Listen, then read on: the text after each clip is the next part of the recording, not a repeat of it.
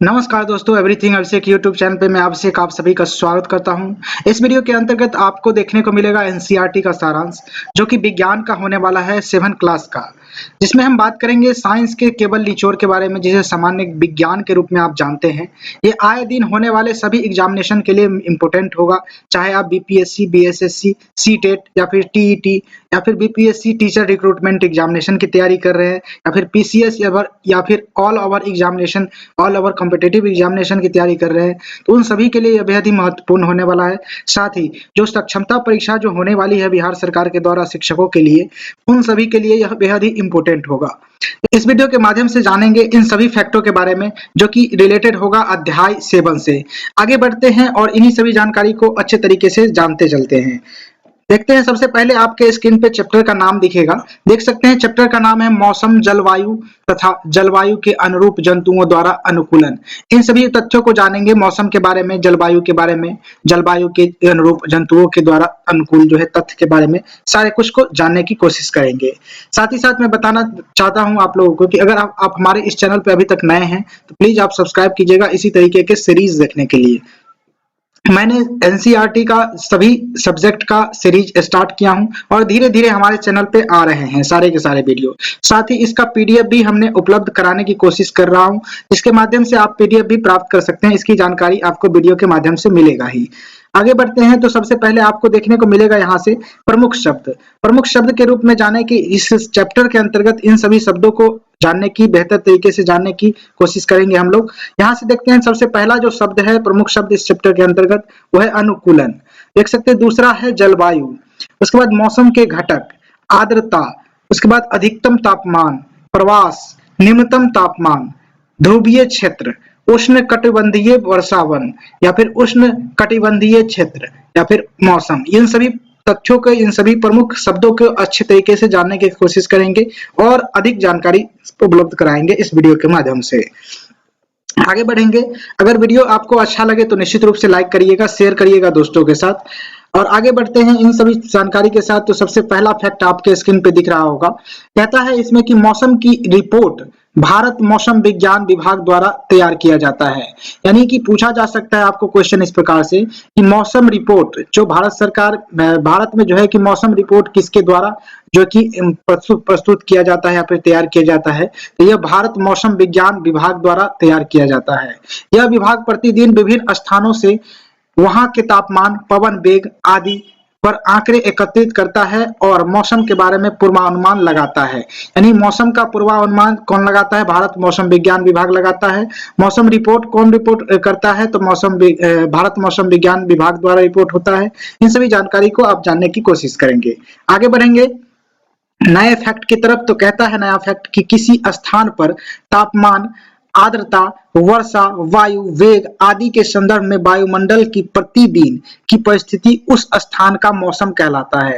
यानी पूछा जा सकता है आपको सामान्य विज्ञान के तौर पे कि मौसम क्या है, मौसम क्या कहते हैं, यानी कि जो ऋतु कहते हैं या फिर मौसम कहते हैं या फिर जो सीजन कहते हैं वो क्या होता है। तो इसके बारे में जानने की कोशिश करेंगे यहाँ से कि किसी स्थान पर तापमान, आर्द्रता, वर्षा, वायु वेग आदि के संदर्भ में वायुमंडल की प्रतिदिन की परिस्थिति उस स्थान का मौसम कहलाता है। यानी कि प्रतिदिन का जो परिस्थिति होता है, किस किस परिप्रेक्ष्य में, तापमान के परिप्रेक्ष्य में, आर्द्रता के परिप्रेक्ष्य में, वर्षा के परिप्रेक्ष्य में और वायु के वेग के परिप्रेक्ष्य में, इन सभी चीजों का जब हम आकलन करते हैं और प्रतिदिन का रिकॉर्ड निकालते हैं तो उस स्थान के मौसम के बारे में हमें जानकारी मिलती है। उस स्थान के मौसम को हम उस तरीके से आंक सकते हैं।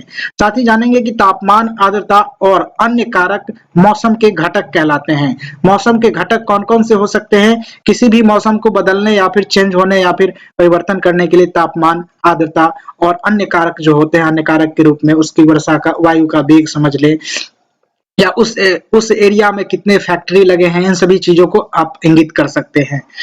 आगे बढ़ेंगे तो और जानकारी आपको निकल के आता है यहाँ से कि किसी स्थान के मौसम की लंबी अवधि, जैसे कि 25 वर्ष, आप ध्यान रखेंगे कि किसी भी मौसम के 25 वर्ष तक के एकत्रित आंकड़ों के आधार पर जो मौसम का पैटर्न होता है, उसी पैटर्न को उस स्थान का जलवायु कहा जाता है।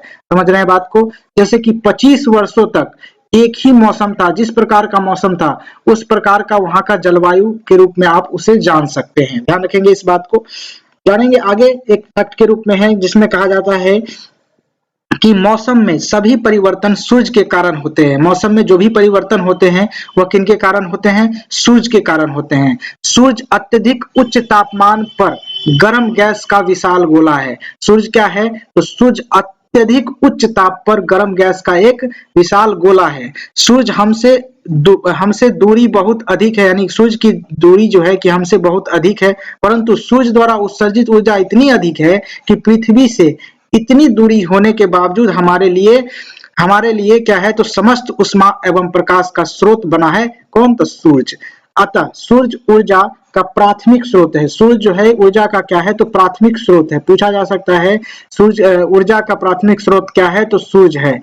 जो मौसम में परिवर्तन लाता है, पृथ्वी के थल क्षेत्र, समुद्रों और वायुमंडल द्वारा अवशोषित और परावर्तित किए जाने वाली ऊर्जा भी किसी स्थान पर मौसम को निर्धारित करने में महत्वपूर्ण भूमिका निभाती है। इंपॉर्टेंट है, इसको अंडरलाइन कर लेंगे कि पृथ्वी के थल क्षेत्र, समुद्र और वायुमंडल द्वारा अवशोषित या परिवर्तित किए जाने वाली ऊर्जा भी किसी स्थान पर मौसम को निर्धारित करने के लिए महत्वपूर्ण कारक हो सकता है। ध्यान रखेंगे इस बात को। यदि आप समुद्र के समीप रहते हैं तो आपने यह अनुभव किया होगा कि आपके स्थान का मौसम रेगिस्तान अथवा पहाड़ी क्षेत्र के आसपास से मौसम से काफी जो है कि भिन्न होता है। ध्यान रखेंगे इस बात को। जो समुद्री इलाका का मौसम होता है या फिर पहाड़ी इलाका का जो मौसम होता है या फिर पठारी इलाका का जो मौसम होता है, तीनों अलग अलग टाइप के आपको देखने को मिलेंगे। ध्यान रखेंगे।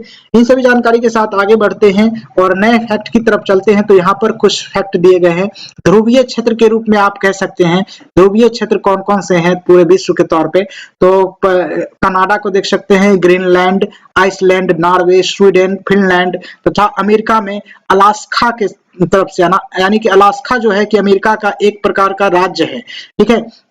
तो अमेरिका का जो राज्य है अलास्का, उसके अंतर्गत जितने भी सारे जगह होते हैं उन सभी जगह को ध्रुवीय क्षेत्र कहा जाता है, यानी कि इस क्षेत्र पर अत्यधिक ठंडक पाई जाती है। ध्यान रखेंगे इस बात को। और रूस के जो साइबेरियाई क्षेत्र है वहां पर भी जो है कि बहुत अधिक ठंड होता है। यहाँ पर 37 डिग्री सी -37 डिग्री सी तक तापमान लुढ़क जाता है। इसको ध्यान रखने की जरूरत है इन सभी क्षेत्रों में। तो साइबेरियाई क्षेत्र कहाँ पाए जाते हैं? तो रूस में है। और अलास्का जो है वो अमेरिका का एक राज्य है। ध्यान रखेंगे। और जो है कि ध्रुवीय क्षेत्र के रूप में जो जगह है वो विश्व में है Canada, Greenland, Iceland, Norway, Sweden, उसके बाद है फिनलैंड तथा अमेरिका का अलास्का, बता ही दिया हम लोग।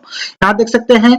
नेक्स्ट फैक्ट की तरफ चलते हैं। तो Bharat, Malaysia, Indonesia, Brazil, Congo गणतंत्र यानी कि कांगो रिपब्लिक जिसको बोलते हैं, उसके बाद केन्या, युगांडा और नाइजीरिया कुछ ऐसे देश है जहां पर कि उष्ण कटिबंधीय वर्षावन पाए जाते हैं। ध्यान रखेंगे। उष्ण कटिबंधीय वर्षावन कहां कहां पाए जाते हैं? Bharat, Malaysia, Indonesia, Brazil, Congo Republic यानी कांगो गणतंत्र, केन्या, युगांडा और नाइजीरिया के कुछ ऐसे देश हैं जहां पर पाए जाते हैं। ध्यान रखेंगे। अगला फैक्ट के रूप में देख सकते हैं कि ध्रुव पर 6 महीने, यानी कि पृथ्वी का जो ध्रुव है, ये देख सकते हैं पृथ्वी का ये जो ध्रुव है, नॉर्थ पोल और साउथ पोल, इस जो नॉर्थ पोल है यानी कि ध्रुवों पर क्या होता है? तो 6 महीने तक सूर्यास्त नहीं होते हैं और बाकी 6 महीने तक सूर्योदय नहीं होते। यानी कि कह लें कि जो यह ध्रुव पर जो होता है, निश्चित रूप से आप जान पाएंगे कि यहाँ पर 6 महीने रात रहते हैं और 6 महीने दिन रहते हैं। ध्यान रखेंगे। यहाँ पर सर्दियों में तापमान 37.5 डिग्री सी तक लुढ़क जाता है, यानी नीचे चला जाता है। मैंने पहले बता दिया इन सभी देशों में 37.5 डिग्री तक का तापमान चला जाता है ध्रुवीय क्षेत्रों में। ध्यान रखेंगे। आगे बढ़ेंगे तो ध्रुवीय क्षेत्र के बारे में और जानकारी दी गई है यहाँ पे कि ध्रुवीय भालू की तरह ही पेंगुइन के बारे में बताया गया है कि पेंगुइन एक तरीका का जो अच्छे तैराक होते हैं या पानी में तैर सकते हैं। इनका शरीर धारा रेखीय होता है, यानी पूछा जा सकता है पेंगुइन का शरीर किस प्रकार का होता है? तो पेंगुइन का शरीर धारा रेखीय होता है और इनके पैर में जाल जैसा बना होता है जिससे अच्छे तैराक होते हैं, जिससे ये अच्छे तैराक हो जाते हैं। यानी कि पैर जो होते हैं इसका ऐसे ऐसे जाली नुमा होते हैं जिससे वह पानी में अच्छे तरीके से तैरने के लिए अनुकूल हो जाते हैं। नेक्स्ट फैक्ट की तरफ चलते हैं। तो कहता है यहाँ पर कि ध्रुवीय क्षेत्र में रहने वाले अन्य जंतुओं में अनेक प्रकार की मछलियां, कस्तूरी मृग, रेंडियर, लोमड़ी, सील, व्हेल तथा अन्य कई प्रकार के पक्षी सम्मिलित हैं। ध्यान रखेंगे ध्रुवीय क्षेत्र में पाए जाने वाले जो जीव है वह इस प्रकार से हैं कि वहां पर कई प्रकार के जो मछलियां भी पाई जाती है। कस्तूरी मृग के बारे में जो बात करते हैं वह ध्रुवीय क्षेत्र में पाई जाती है। रेंडियर, जो भालू का नाम है, रेंडियर एक प्रकार का जो ध्रुवीय भालू होता है वो उसे रेंडियर कहा जाता है। लोमड़ी भी पाया जाता है। सील, व्हेल एवं अन्य प्रकार की पक्षी भी सम्मिलित होते हैं इन एरिया में। ध्यान रखेंगे। आगे बढ़ेंगे तो नेक्स्ट फैक्ट देखेंगे कि आपने साइबेरियाई क्रेनों के बारे में सुना होगा। यह एक प्रकार का पक्षी है। ध्यान रखेंगे इस बात को। साइबेरिया यानी कि इस रूस में पाए जाते हैं। यह पक्षी क्रेन नाम से जाने जाते हैं, सुना होगा, जो साइबेरिया से राजस्थान में भरतपुर और हरियाणा के सुल्तानपुर जैसे स्थानों पर सर्दियों में प्रवास करते हैं। यानी कि जब सर्दी अधिक हो जाती है तो यह जो पक्षी होती है, क्रेन नामक जो जीव जंतु या फिर पक्षी है एक प्रकार का, यह पक्षी जो है कि साइबेरिया से यानी रूस से कहा जाता है राजस्थान, भरतपुर और हरियाणा। राजस्थान में जो भरतपुर और हरियाणा में सुल्तानपुर जैसे स्थानों पर सर्दियों में प्रवास कर जाते हैं। यानी कि जो रूस से या भारत में आ जाते हैं। इस बात को ध्यान रखेंगे, यह इंपोर्टेंट हो जाता है। ध्यान रखेंगे। आगे बढ़ेंगे तो देख सकते हैं यह एक प्रकार का ध्रुवीय भालू है जिसे आप रेंडियर भी कह सकते हैं। तो इसका जो क्या होता है, इसके शरीर के बनावट के बारे में जानेंगे और इंपोर्टेंट फैक्ट होगा यह। सबसे पहले देखेंगे कि यह सफेद बालों के कारण सफेद बर्फ की पृष्ठभूमि में यह आसानी से दिखाई नहीं देता है। इसका जो सफेद कलर जो होता है, सफेद बाल होने के कारण जो है कि यह बर्फ के पृष्ठभूमि में आसानी से दिखाई नहीं देता है।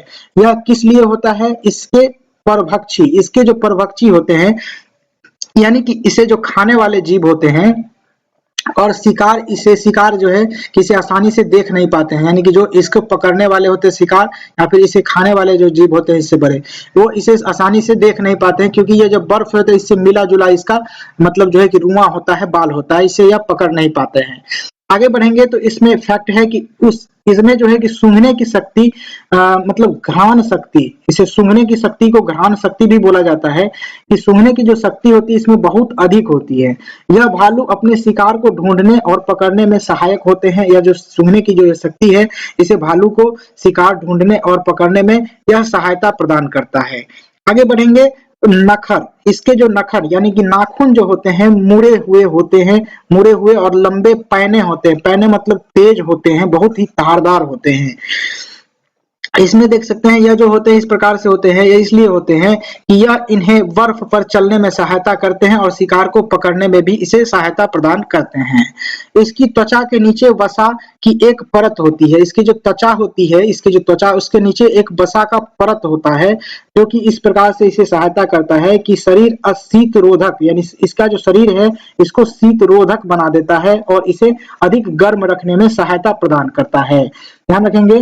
और आगे बढ़ेंगे तो नेक्स्ट फैक्ट की तरफ। इसके शरीर पर बालों की 2 मोटी परत होती है। इसके जो शरीर है इसके जो बाल है इसके 2 मोटी परत होती है। यह सर्द मौसम में इसे गर्म रखती है। ध्यान रखेंगे इस बात को। यह जानकारी था आपका ध्रुवीय बालू के बारे में जिसे रेंडियर भी कहते हैं।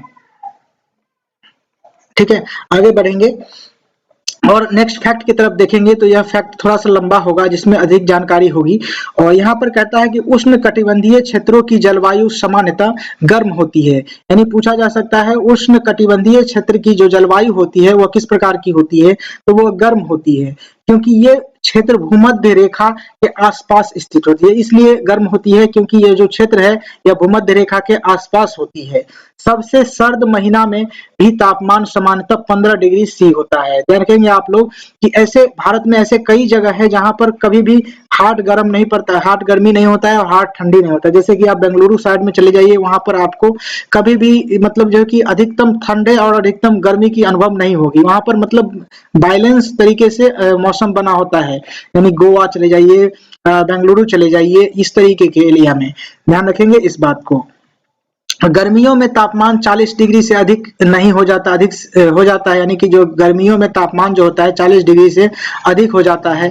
और वर्ष भर दिन और रात की लंबाई लगभग जो है कि बराबर होती है। कहाँ के, जो भूमध्य रेखीय रेखा के जो आसपास के क्षेत्र हैं वहां पर की तापमान की हम बात कर रहे हैं, वहां की स्थिति के बारे में बात कर रहे हैं। तो यहाँ 40 डिग्री तक तापमान चला जाता है और देश भर में कि वर्ष भर में जो है कि इसका दिन और रात लगभग जो है कि बराबर होता है। इन क्षेत्रों में प्रचुर मात्रा में वर्षा भी होती है। जैसे वर्षा होगा तो ठंडा हो जाएगा मौसम, इस बार का आपको आप जान सकते हैं। इस क्षेत्र की प्रमुख विशेषता उष्णकटिबंधीय वर्षा वन होता है, यानी कि उष्णकटिबंधीय वर्षा वन होता है। इसकी जो प्रमुख जो विशेषता होती है, इस जगह पे आपको उष्णकटिबंधीय वर्षा वन पाए जाते हैं।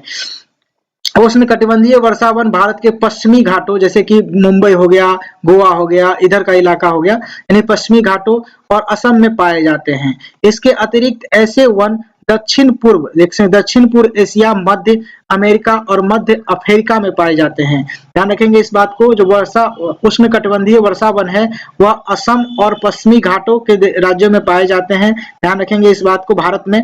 और जो विदेशों की बात करें वह दक्षिण पूर्व एशिया में पाए जाते हैं, जिस प्रकार से मध्य अमेरिका और मध्य अफ्रीका में भी इस प्रकार के वन आपको देखने को मिल सकते हैं। आगे बढ़ेंगे तो हाथी के लंबे बड़े कान देख सकते हैं। हाथी का जो लंबा बड़ा कान होता है वह बहुत ही हल्की ध्वनि को भी सुनने में सहायक होता है। यह जो बड़ा कान इसलिए होता है क्योंकि वह थोड़ा सा भी ध्वनि होगा ना तो वो हाथी जो है कि सुन सकता है।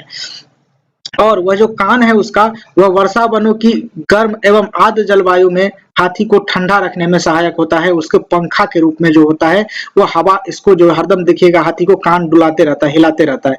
तो वह इस प्रकार से हिलाते रहता है क्योंकि जो है कि उसे उसकी हवा महसूस होती है और उससे उसे ठंडक मिलता है।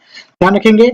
और आगे देखेंगे तो यहाँ पर कहता है कि लाल नेत्र वाले मेढक के बारे में, कि लाल नेत्र वाले जो मेढक होते हैं कि जो पैर होते हैं वो तलवे चिपचिपे होते हैं, यानी कि लस्सादार होते हैं, जो उन्हें उन वृक्षों पर चढ़ने में सहायता करते हैं जिन पर वह रहते हैं। ध्यान रखेंगे, यह फैक्ट है। उसके बाद देख सकते हैं उष्णकटिबंधीय वनों में पाए जाने वाले अनेक जंतुओं में सुनने की संवेदनशील शक्ति, तीव्र दृष्टि, मोटी त्वचा, ऐसे वर्ण या कि रंग की त्वचा होती है जो उन्हें आसपास के क्षेत्रों के साथ मिलाकर छद्म आवरण करने में सहायक होती है। यानी कि जो उष्णकटिबंधीय वनों में जो पाए जाने वाले जो जीव जंतु होते हैं, वहां के जो जीव जंतु होते हैं उसके जो सुनने की या फिर संवेदनशील जो शक्ति होती है उसे अति तीव्र होती है और तीव्र तरीके से उसकी दृष्टि भी होती है, मोटी त्वचा भी होती है। लेकिन उसका जो रंग होता है वह इस प्रकार से होता है क्योंकि उसके जो क्षेत्र होते हैं, उसके आसपास के जो क्षेत्र होते हैं उसी से मिले जुले उसका कलर होता है, उसका पैटर्न होता है। ध्यान रखेंगे, जो कि उसे छद्म आवरण जो है कि छद्म आवरण करने में जो है कि सहायता होता है, यानी कि इस प्रकार से बचाव करने में उसे शिकारी से या फिर अन्य परजीवी से बचाव करने में उसे सहायता होता है और उनकी परभक्षियों से रक्षा करता है। मैंने बता दिया, जैसे उदाहरण के लिए आप देख सकते हैं बिलाव के परिवार देख सकते हैं, जैसे बिलार होते हैं, जैसे टाइगर हो सकते हैं, तेंदुआ हो सकते हैं, इस प्रकार जेबरा हो सकते हैं। इस प्रकार के जो होते हैं जेब, उसका जो पैटर्न ही इस प्रकार से होता है कि वह छुप जाते हैं जंगलों में, झाड़ियों में। आगे बढ़ेंगे तो लाइन देख सकते हैं, लाइन टेल्ड लंगूर, जिसकी दाढ़ी जिसे दाढ़ी वाला एप यानी दाढ़ी वाला लंगूर कहते हैं, जिसका नाम है लायन टेड लंगूर।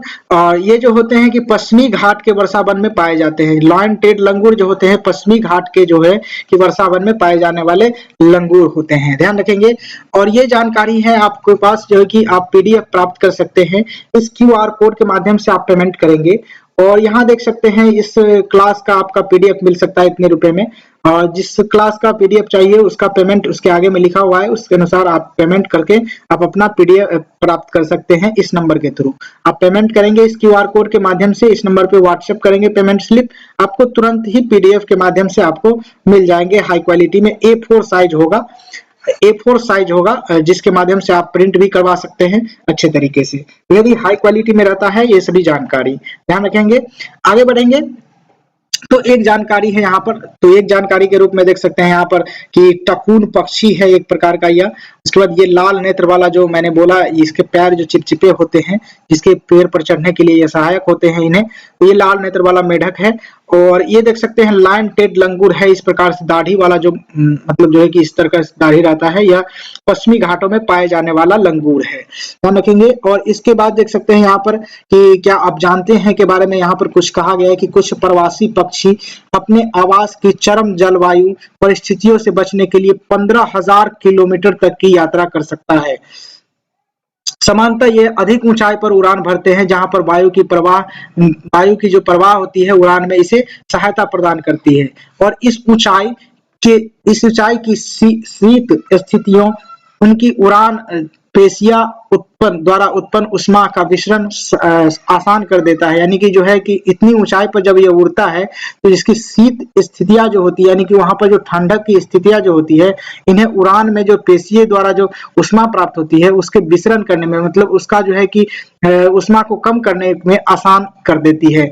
और लेकिन आश्चर्य बात है कि प्रवासी पक्षी वर्ष दर वर्ष एक ही स्थान पर कैसे आ जाते हैं, यानी कि जो पक्षी होते हैं उन्हें किस प्रकार से रास्ता मालूम होता है, किस प्रकार से वह एक स्थान से, जैसे आप जान लें कि साइबेरियाई जो पक्षी होते हैं जिसे क्रेन के नाम से जाना जाता है, वह जैसे रूस से भारत में आ जाते हैं, राजस्थान के भरतपुर और हरियाणा के सुल्तानपुर में आ जाते हैं, वो किस प्रकार से आ जाते हैं, उन्हें रास्ता किस तरीके से दिखा होता है, इस सभी के बारे में आश्चर्य करने की बात है। और यह एक रहस्य है, ऐसा लगता है कि इन पक्षियों में दिशा का सहज बोध होता है और ये जानते हैं कि किस दिशा में उड़ान भरना है। मार्गदर्शन के लिए संभवतः उसे भू चिन्ह यानी कि लैंडमार्क का उपयोग करते हैं। संभवतः अनेक पक्षियों को दिन में सूर्य और रात्रि में तारों से मार्गदर्शन मिलता है, यानी कि जो पक्षी होते हैं इस तरीके के जो 1500 किलोमीटर 15,000 किलोमीटर तक की यात्रा कर लेते हैं, सर्दियों के मौसम में प्रवास कर जाते हैं, क्रेन जैसे पक्षियों के बारे में हम बात कर रहे हैं, तो वह जो है कि अपनी दिशा का संबोधन इस प्रकार से करते हैं। उन्हें दिन में सूर्य की दिशा से पता चलता है कि सूर्य की जो दिशा है उससे उसका दिशा का अनुबोध करते हैं, रात में जो है कि तारों से यह अनुबोध करते हैं कि वह किस दिशा में जा रहे हैं। इसके भी कुछ प्रमाण है कि पक्षी दिशा का पता लगाने के लिए पृथ्वी के चुंबकीय क्षेत्र का उपयोग भी करते हैं। केवल पक्षी ही ऐसे जंतु नहीं हैं जो प्रवास करते हैं, अनेक स्तनधारी जीव, अनेक प्रकार की मछलियां और कीट भी अधिक अनुकूल जलवायु की तलाश के लिए मौसमी रूप से प्रवास करते हैं, यानी कि ध्यान रखेंगे जो स्तनधारी जीव होते हैं वह भी प्रवास करते हैं, मछलियां, कीट और अनेक प्रकार के जो जीव जंतु होते हैं जो अपने अनुकूल जलवायु में की तलाश में जो है कि वह एक स्थान से दूसरे स्थान तक प्रवास कर जाते हैं, पलायन कर जाते हैं। ध्यान रखेंगे। आगे बढ़ेंगे तो देखिएगा आपके स्क्रीन पे कि इस चैप्टर का सारांश के रूप में जान लेते हैं जल्दी जल्दी से एक फैक्ट के रूप में कि किसी स्थान पर तापमान, आर्द्रता, वर्षा या फिर पवन का जो वेग होता है आदि संदर्भ में वायुमंडल की दिन प्रतिदिन की स्थिति उस स्थान का मौसम कहलाता है। ध्यान रखेंगे। अगला फैक्ट के रूप में मौसम सामान्यतः किन्हीं दो दिन अथवा सप्ताह दर सप्ताह समान नहीं होता है, यानी कि मौसम जो होता है किन्हीं 2 दिन अथवा जो कि सप्ताह दर सप्ताह मतलब हर एक सप्ताह में समान नहीं हो सकता है। ध्यान रखेंगे कि दिन का अधिकतम तापमान सामान्यतः अपराह्न यानी कि दोपहर बाद और जबकि निम्नतम तापमान प्रातः यानी कि भोर सुबह में होता है। ध्यान रखेंगे। आगे बढ़ेंगे कि वर्ष भर सूर्योदय और सूर्यास्त का समय भी परिवर्तित होता रहता है। आगे बढ़ेंगे। मौसम के सभी परिवर्तन सूर्य के संचालित होते हैं। मौसम में जो भी परिवर्तन होते हैं वह सूर्य के द्वारा संचालित होते हैं। आगे बढ़ेंगे। दीर्घ अवधि जैसे कि 25 वर्ष ये ध्यान रखिएगा 25 वर्ष में लिए गए मौसम के प्रचालों के आधार पर तैयार किए गए प्रारूप या कि पैटर्न जिसको बोलते हैं उस स्थान का जलवायु उसी पैटर्न पर आधारित हो जाता है। इस प्रकार से हम जान सकते हैं कि किसी भी स्थान का जलवायु किस प्रकार से है। तो पिछले 25 वर्ष का रिकॉर्ड दिखा जाता है, 25 वर्ष का मौसम वहां पर किस प्रकार से रहा है और उसी से उनका पैटर्न निर्धारित कर दिया जाता है, उस क्षेत्र का जलवायु घोषित कर दिया जाता है। उसके बाद देखें तो उष्णकटिबंधीय और ध्रुवीय क्षेत्र पृथ्वी के 2 ऐसे क्षेत्र हैं जहां की चरम जलवायवी परिस्थितियां होती है। ध्यान रखेंगे। उष्णकटिबंधीय और ध्रुवीय क्षेत्र पृथ्वी के 2 ऐसे क्षेत्र हैं जहां पर चरम जलवायवी परिस्थितियां होती है, यानी कि इस पर जो है कि अधिकतम मतलब चरम अवस्था में यहाँ पर जो है कि मौसमों में जलवायु में परिवर्तन आपको देखने को मिलेगा। आगे बढ़ेंगे। और फैक्ट है आपके सामने कि जंतु उन परिस्थितियों के लिए अनुकूलित होते हैं जिनमें वह वास करते हैं। यानी कि कोई भी जंतु जहां पर अनुकूलित होते हैं, यानी कि अनुकूलित के बारे में आप जाने कि वैसा जगह जिस पर कोई भी जंतु अपने लिए वह वास करने के लिए अनुकूल होते हैं, वास करने के लिए वह सहज होते हैं, उसी चीज को अनुकूलित कहा जाता है। ध्यान रखेंगे कि ध्रुवीय क्षेत्रों में वर्षा भर बहुत सर्दी रहती है और ध्रुवों में वर्ष के 6 महीने तक सूर्यास्त नहीं होता है और शेष 6 महीने जो होते हैं सूर्योदय नहीं होते हैं। यानी कि ध्रुवीय क्षेत्रों में वर्ष भर सर्दी रहता है। ध्यान रखेंगे मतलब जो है कि पूरे साल जो है कि वहां पर सर्दी ही देखने को मिलेगा और 6 महीने वहां पर दिन रहते हैं और 6 महीने रात रहते हैं। आगे बढ़ेंगे कि ध्रुवीय क्षेत्र के जंतु कुछ विशेष गुण के कारण, जैसे कि शरीर पर श्वेत यानी कि सफेद पर फर सूंघने के तीव्र शक्ति, त्वचा के नीचे वसा की परत, तैरने और चलने के लिए चौड़े और लंबे नखरों आदि के कारण अत्यधिक सर्द जलवायु में के लिए जो है कि अनुकूलित हो जाते हैं।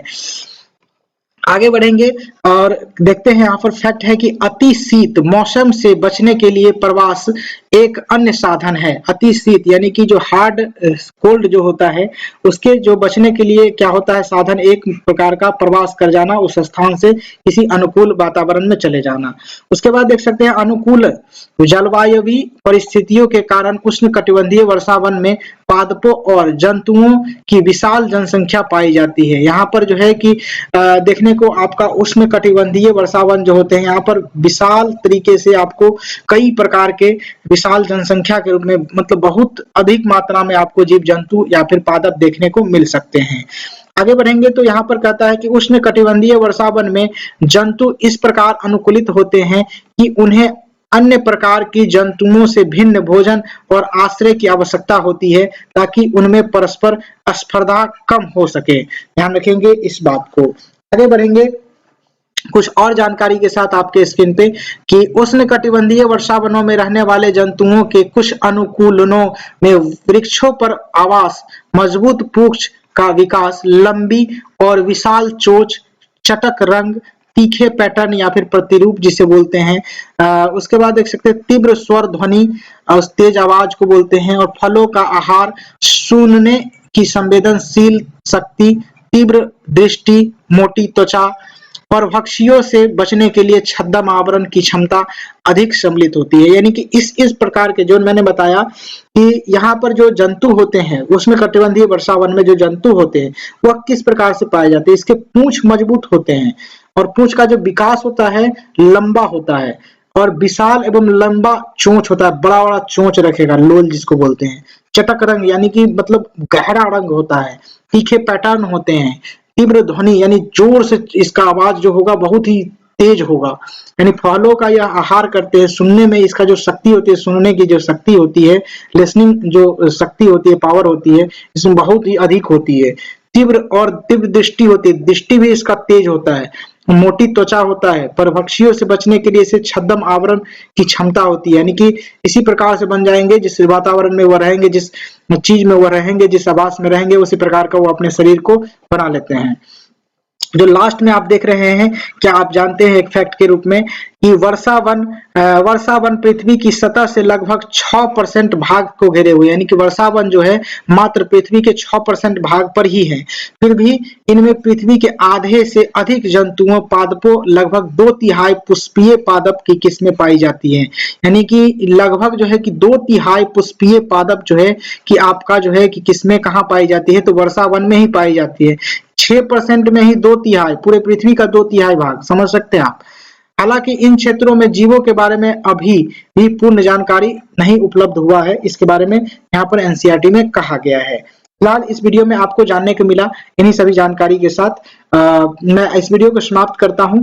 और इस वीडियो में आपका 7 जो चैप्टर था उसके माध्यम से आपको सारी जानकारी मिला। और यह वीडियो फिलहाल कैसा लगा निश्चित रूप से आप कमेंट करके बताइएगा, शेयर कर दीजिएगा दोस्तों के साथ। वीडियो कैसा लगा इसके लिए आप लाइक कर दीजिएगा, अच्छा लगा होगा तो निश्चित रूप से लाइक करिएगा, सब्सक्राइब कीजिएगा इसी प्रकार के सीरीज जो आ रहे हैं हमारे चैनल पे, उसको देखने के लिए, समझने के लिए, अपने परीक्षा को तैयारी करने के लिए, नौकरी पाने के लिए। Thank you for watching this video. जय हिंद, वंदे मातरम।